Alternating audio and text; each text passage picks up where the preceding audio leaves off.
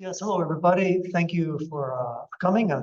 This topic of this presentation is the propeller sail, which is a new way to get more lift out of ship wing sails. Now, you may ask, what is this? Well, you take a look at the picture that's there. It's pretty self-explanatory. You've got a ship, you've got a couple of wings on it, and there's propellers on it. So you may ask, well, why would anybody do such a crazy thing? I mean, it looks like the result of a kamikaze attack on a ship. But, well, since you asked, I will tell you that. Right? So the ideal for efficient sailing ships is to make them big, use economy of scale. Everybody knows that. But the problem is that you start getting some really big mast heights. Just for a 45,000 cargo deadweight ton vessel, you would need mast heights in excess of 90 meters, which means that you couldn't get underneath the Verrazano-Narrows Bridge. In addition, the sails can obstruct cargo operations. So this means that smaller sails as auxiliary propulsion to engine power will be important. Now, the powered high lift devices, such as flatteners and suction sails, can produce lift coefficients much higher than conventional wings, permitting smaller wings. But there's a problem. And that's that when you, there's the induced drag, and the higher your coefficient of lift is, the greater your induced drag is. And the induced drag, people have referred to it already, but I'll just talk a little bit more about it, is the drag due to lift. Anytime you create a lift force, you've got the induced drag. Here you can see a picture of a small airplane. And in order for that airplane to stay aloft, you've got have to have a higher pressure on the bottom of the wing than you do on the top of the wing. And the result of that is anybody who thinks about it a second can predict it, is you'll get a spilling out of the airflow from the wingtips. These are known as wingtip vortices, and they're illustrated here by the release of some smoke. And these wingtip vortices can greatly increase the drag. So this is known as induced drag. So here's a formula that's popular for the induced drag coefficient, CDI. And notice that it's got the lift coefficient in the numerator, and it's squared. So that means that if you go from lift coefficient of 1, which is about what a normal sail can give, to a lift coefficient of 5, which is something that a high lift device could provide, you would increase your induced drag by a factor of 25 times. So what's so bad about high drag? Well, here's a picture of a small vessel with the wind coming in. The lift force is considered perpendicular to the wind, and there's a small drag force which is parallel to the wind. So the resultant is just a vector sum of those two. So this is a wing with a low drag on it. Take a look at the high drag sail now. Same wind coming in, but now same lift, but now the large drag. There's the resultant. Now you're getting blown down, which is not really something you want most of the time.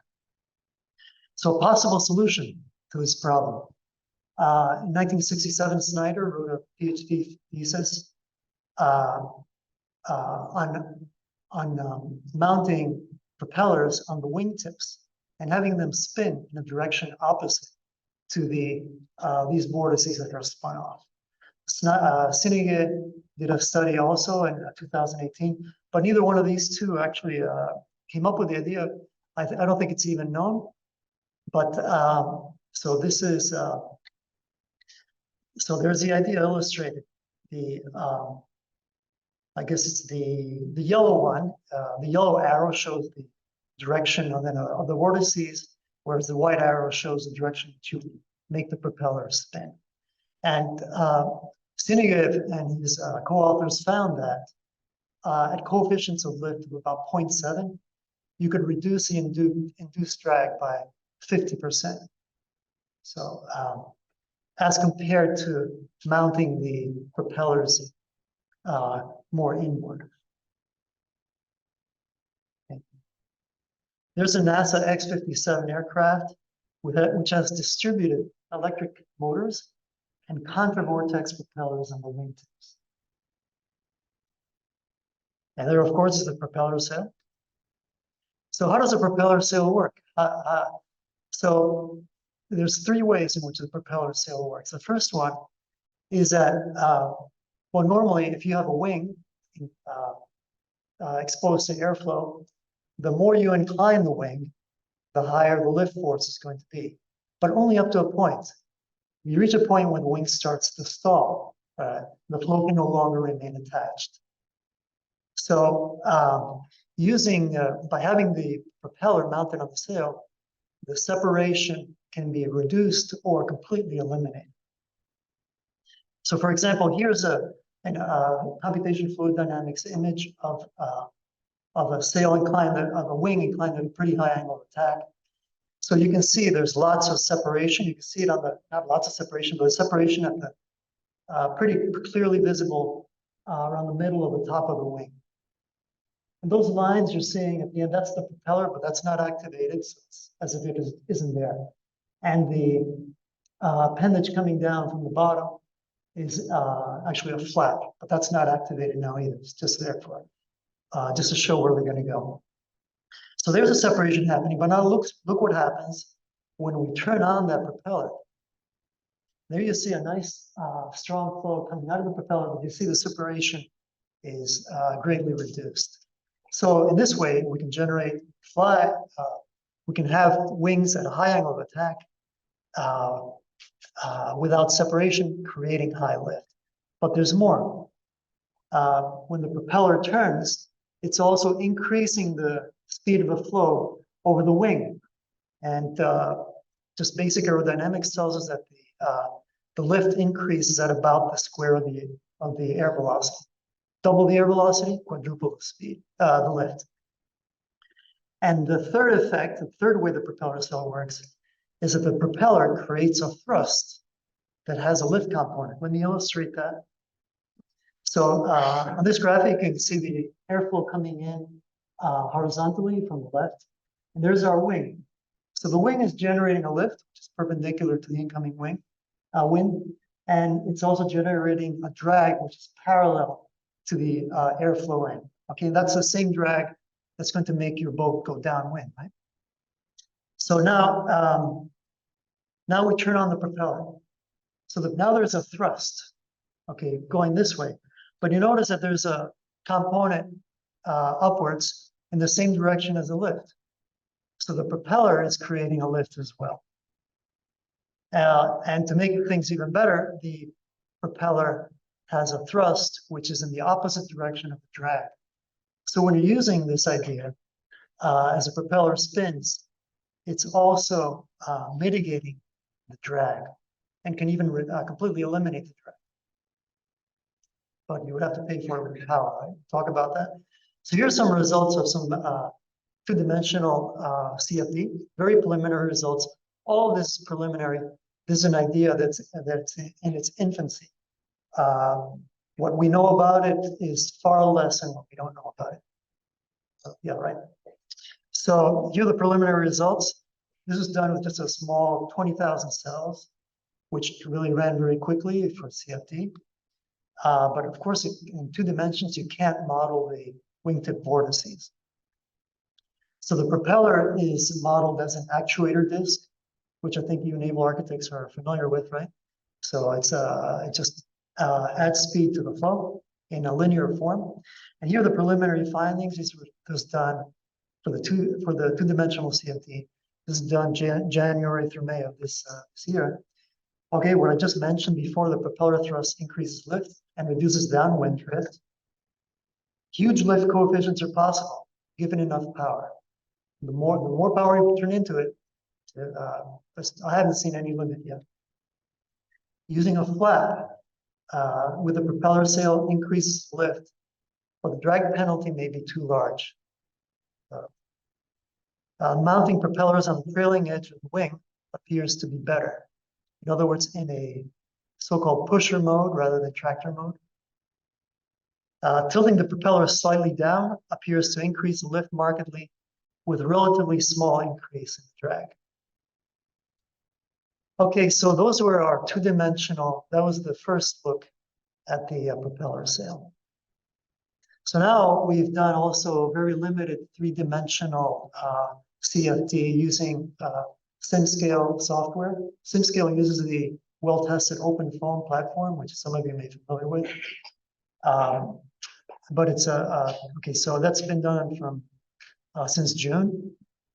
So we tested, the testing is very, very limited. We tested only a 30-degree angle of attack on the sail on an NACA 0030 airfoil. It's a very fat foil, and with a 20-degree propeller downward tilt. So we used 13.1 million cells, which really was overkill. We could have gone by with much less than that, but I was just showing off. And now here's this graphic just illustrates that now using the 3 dimensions, we can see the effect, the 3-dimensional effect of the propeller spinning. Here's the simulation that we did, just strictly 2 propellers only at the beginning. So we have one wing at the top, at the very tip, and one propeller at the very tip, and then one acting at the center of the wing. So the first thing we wanted to determine was, well, let's say you're just using one propeller. Where would you put it? Would you put it at the wingtip, or would you put it at the center, or anywhere else, right? So, so we did this, and I was surprised at the result. Okay, here's the layout again. And this graphic shows, first of all, the blue color is the tip-mounted propeller. The orange one is the mid-mounted propeller. So the first is this was turning at 200 radians per second, or 32 revolutions per second. Okay, and looking at the power is about the same for either configuration, right? With maybe a little bit more power being used by the mid-mounted propeller. Now we're moving on to the total lift. The total lift force, wow, looks like we can get considerably more lift out of the mid-mounted propeller, and about 30% more. And as far as total drag, well, the drag is lower than on the tip-mounted propeller, but that's probably because on the tip-mounted propeller, the wing, the propeller is affecting a much smaller portion of the sail. The important number to look at is the lift-to-drag ratio, right? The mid-mounted propeller has a higher lift-to-drag ratio, as well as a higher lift, and a drag that isn't that much higher. So conclusion here is, at least in the configurations tested here, which is at rather high angle of attack, it appears there's no advantage to mounting it on the wingtip. If you're going to go with one, you may as well put it near the center. So now we're going to show the results of running two propellers together at a 30-degree angle of attack again. Okay, so this plot is shows the lift coefficient on the y-axis. On the x-axis, we've got the power input into the propeller. So all the way to the left, it's no power, right? It's just the wing by itself. So let's take a look at the top line first, which is the top dotted line, which shows the lift coefficient. So you can see that there's something very curious, right? As soon as you turn on the power just a little bit, you get a kind of a dramatic increase in lift coefficient. And then after a while, as you continue adding power, the lift coefficient continues going up, but at a slower rate. So trying to figure out why should this be? Well, I'll answer that question in the next slide. So let's take a look at the red plot. The red plot is a drag coefficient. And you notice something, okay, the drag coefficient goes up as you apply power, but then it starts to drop because now the propeller is providing thrust, which is going against your drifting direction. And it's going down so much when the power gets high enough that you're getting a negative drag coefficient. In other words, now the propeller has totally eliminated the drag on the wing. Okay, so now this is the same plot as before. Now to address, well, why do we get this dramatic rise in coefficient of lift, a blue plot? And the reason is that is there just a hypothesis is that in this low power portion of very steep slope, when you add a little bit of power, it helps reduce the lift, reduce the separation, right? But it also increases the speed over the wing. So there's two ways in which the flow speed, the lift is increased. So we actually took a look at then the CFD plot at the low power, and you can see the separation, I think, rather clearly, right? So the flow is separating. So now let's take a look at what the CFD tells us. Oops. Okay, here now is in this image is taken with more power. You can see the separation is almost completely gone. So, which kind of gives a little strength to the hypothesis. So let's compare with Flettner rotors at a coefficient lift of 3.4 and a wind of 4 meters per second. Maybe I shouldn't show this plot. Okay, you can see that, okay, on the y-axis, you've got the power required. And then we've got the propeller sail and the Flettner. And this shows that the Flettner uses about 1/4 of the power. Oh, that's not so good. But I have to say, we've done very, very limited testing, right? We only tested one angle of attack, only 2 propellers on that wing. We really need to have more. And that's my excuse. So, but now let's take a look at the drag coefficient. Now this, all right, drag coefficient on the y-axis. Take a look at the Flettner rotor, drag coefficient of about 1.5. Propeller sail negative drag coefficient. So this is something that needs to be looked into. Is it going to be worth it? So we did some, we constructed a model. We didn't build the wood part. That was founded in our fluids lab. I've left this how we started and then ended up with a nice model on the right.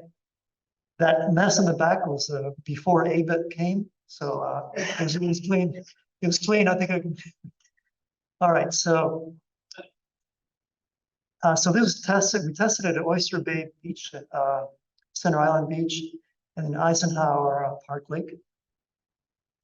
And the purpose of the test was modest. We just wanted to see if there were any obvious reasons why this shouldn't be used. Some problem with the whole setup. Is it going to even work?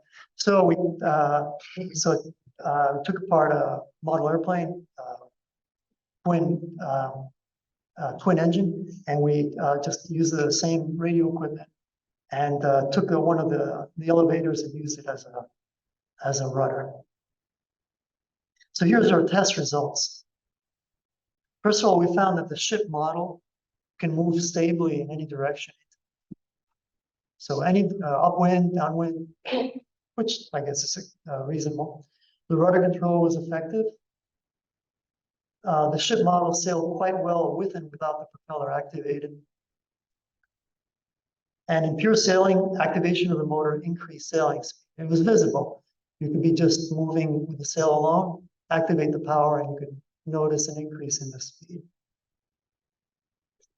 And there was, if we turned on the propeller at its maximum power, there was a noticeable lift due to the thrust, but it wasn't bad enough that it was totally destabilizing. But actually made us think, well, you could even use this too, if a ship where, say, hadn't been designed for sails, right? That ship would tend to list a lot more, or what's the word? Roll more with the wind, right? Well, this might mitigate or eliminate those effects. So now let's see a video. We did not hire professional actors for this, as you will see.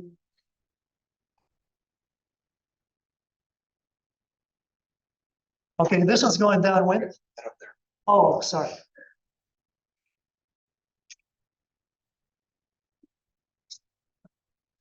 Yeah, I can just put so like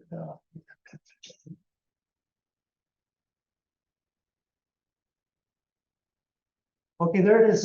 Now we're going downwind, and eventually I have to start jogging with it to keep up. Well, maybe not. I have to start walking fast. So let's take a look at it. So that was slightly downwind. And now let's take a look at Then, oh, oh no, that's okay. I can't see the machine. How do I get out of it?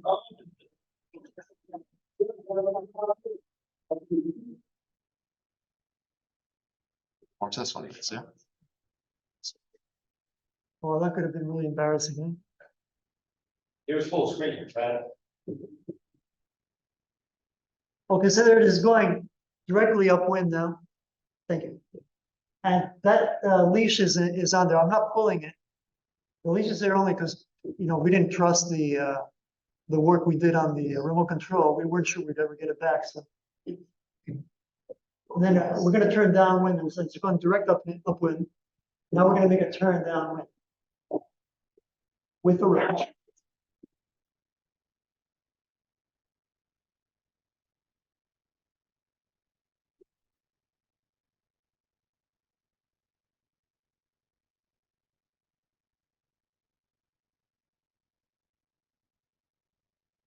Professor Ribarov is working the cameras. Oh, and the control remote.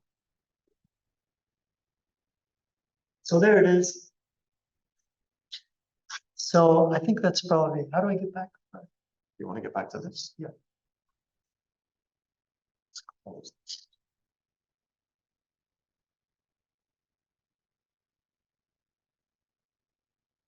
Okay, so we're almost done. So there's still a lot to learn about this idea. As I said, this has never been done before, maybe with a good reason, but we're finding out. So only limited testing has been done.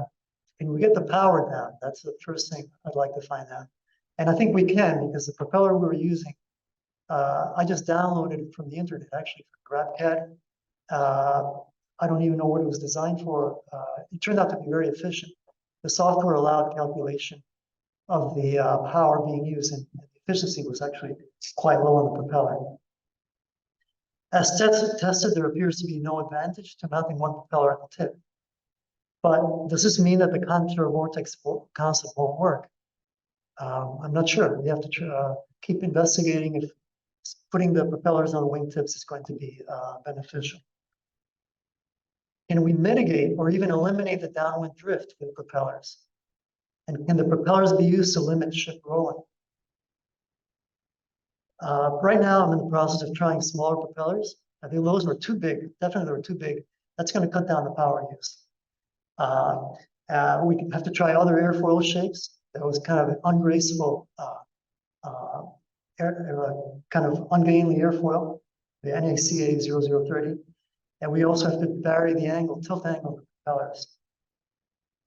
Could this be used as instead of bow and stern thrusters, put one in the front and one in the back? Could we eliminate the ship's engine entirely? Thank you for attending. Any questions, please?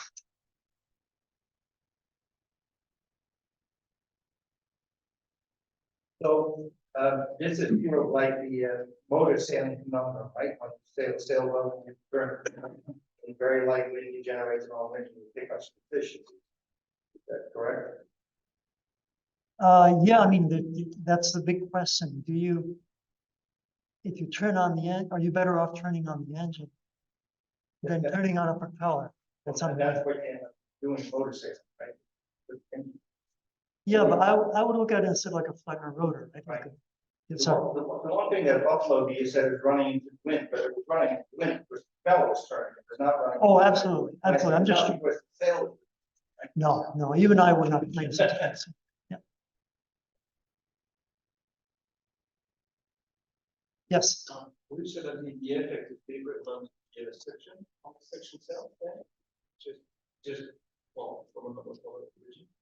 That the effect is from the wing. Yes. Oh yeah, that's the majority. is coming from the increased lift on the wing, not from the propeller, at least at the speeds tested. If we were to increase the speed, then the propeller thrust and would then be a more major consideration. But probably in the ranges where it's going to be efficient to use this thing, if it's used, the wing is going to be doing most of the lift generation. But I think one of the good things about this is that you can use it even when there's no wind, right? A Flettner, I'm sorry, is that you can use it with no power. A Flettner rotor, if there's wind, but you have to turn on the power. Right? So this idea you can use with or without power.